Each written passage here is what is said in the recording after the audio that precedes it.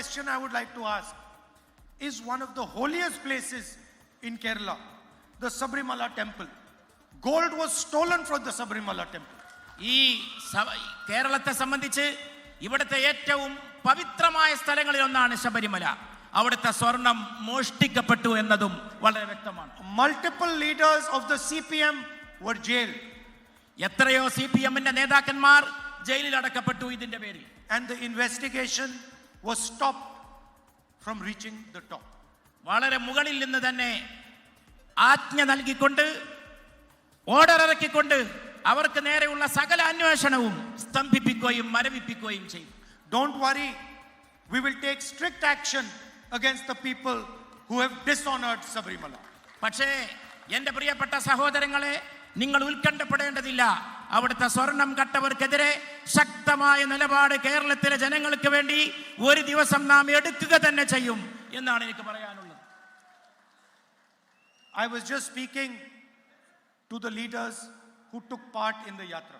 യാത്രയിൽ പങ്കെടുത്ത നേതാക്കളോട് ഞാൻ അല്പം മുമ്പ് സംസാരിക്കുകയായിരുന്നു. And I said it is a listening yatra. It was a yatra that listened to people. ജനങ്ങളെ ശ്രദ്ധിക്കുന്ന ഒരു യാത്രയാണത് എന്ന് അവർ എന്നോട് പറഞ്ഞു. And everybody understands that the LDF government has created a massive unemployment problem in Kerala.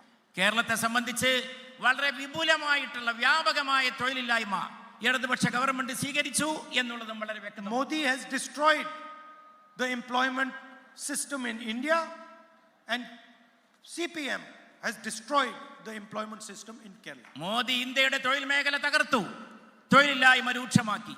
CPM കേരളത്തിന്റെ തൊഴിൽ മേഖല തകർത്തു, ഇവിടെ തൊഴിലില്ലായ്മ വ്യാപകമാക്കി.